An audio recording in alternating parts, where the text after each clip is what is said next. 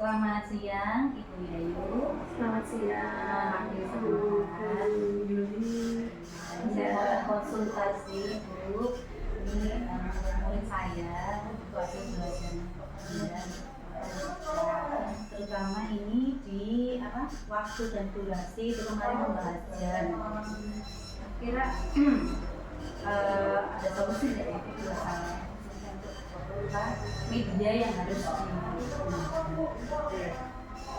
Kalau terkait dengan efektivitas pembelajaran, materinya jam ya, materi jam. Terkait dengan media ya, kalau jam itu yang jelas ketika dengan mengajarkan terkait dengan jam ya langsung menggunakan media. Nah medianya gitu ya, medianya itu akan lebih efektif lagi jika anak-anak itu yang membuat media sendiri. Itu yang pertama, bisa menggunakan kertas, kemudian kertas itu bisa putar-putar gitu ya, seperti itu. Jadi ada proses untuk menguatkan terkait dengan memori anak tentang materi itu ketika mereka membuatnya. Kemudian yang kedua, anak-anak mungkin diminta untuk membawa jam kecil gitu ya ketika mata pelajaran tersebut.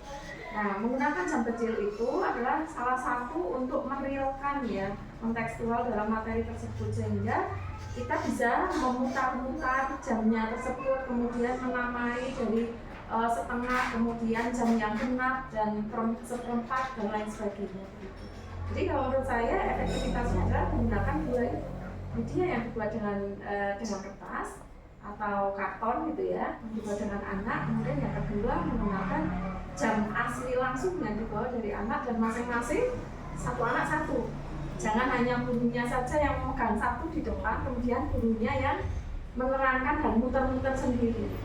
Itu kurang fokus. Jadi biarkanlah anak bereksplorasi dengan media yang dia bawa, dan kemudian untuk efektifnya lagi dengan menggunakan itu dengan metodenya gitu. Metodenya dengan bisa menggunakan kelompok-kelompok, kemudian per kelompok itu dikasih soal cerita, kemudian dari kelompok itu mereka disuruh mempraktekkan, mendiskusikan soal cerita yang ada di dalam mapel matematika tersebut gitu.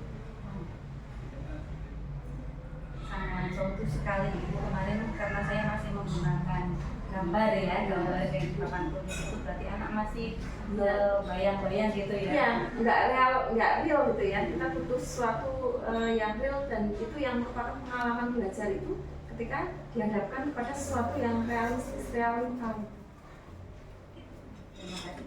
Kemudian ini ada yang kedua, ada motivasi belajar ini untuk PKN untuk sangat rendah sekali ya.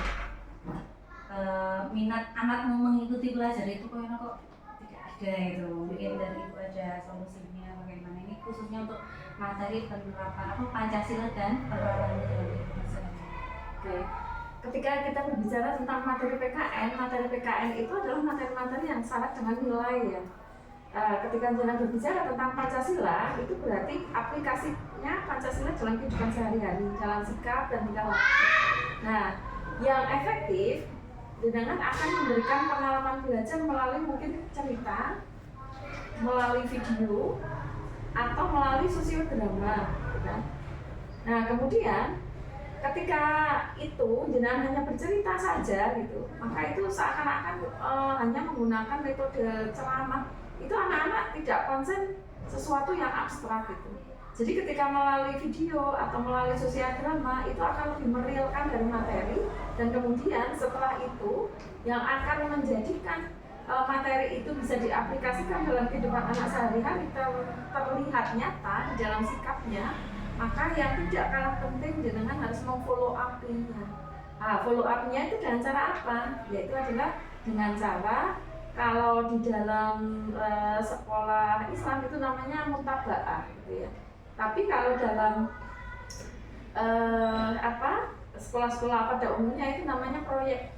Yang itu misalnya satu disiplin gitu ya, membuang sampah atau tolong-menolong. Dari materi itu dibuat proyek, dicentang apakah anak itu sudah melakukannya setiap hari atau belum, itu selama 1 pekan. Kemudian setelah 1 pekan itu kita evaluasi. Nah, setelah dievaluasi gitu, jadi kita memberikan sesuatu yang real dinyatakan dari apa yang ada di dalam materi, kemudian diaplikasikannya, dibantu dengan kehidupan sehari-hari, dan itu prakteknya bisa di sekolah, bisa di rumah.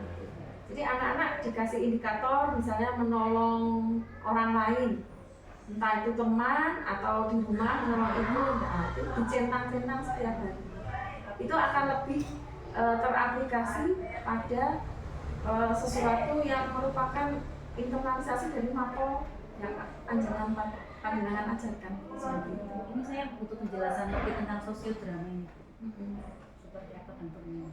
Nah, sosiodrama, kalau kita berbicara anak ini anak kelas berapa? Kalau kelas 2 agak susah ya. Kalau sosiodrama memang bisa dipraktekkan untuk anak-anak yang tinggal jenjang tinggi gitu. Kalau anak kelas 2 itu memang agak susah, guru harus butuh ketelitian. Sosiodrama mungkin diberikan yang sangat sederhana kalau memang mau dipraktekkan di anak kelas 2. Misalnya kamu mengendarai sepeda motor gitu, sepeda gitu kan. Kemudian tiba-tiba kamu itu nggak sengaja menyerempet teman kamu gitu. Coba dipraktekkan. Nah, itu kayak gitu hal-hal yang sangat praktis, yang sangat sederhana, tapi anak-anak akan lebih mengingat proses pembelajaran itu daripada hanya menyampaikan secara cerita atau ceramah saja. Berarti bisa mungkin temanya kita yang menemukan, nanti anak yang membuat ceritanya sendiri. Nah, boleh anak buat cerita sendiri atau kita membantu ya, merespon aja, kita membuat bareng-bareng. Misalnya apa? Kalau misalnya menolong teman gitu. Nah itu anak kan kita konsepnya adalah student center ya, bukan teacher center. Jadi jangan segala sesuatunya itu main kita beri.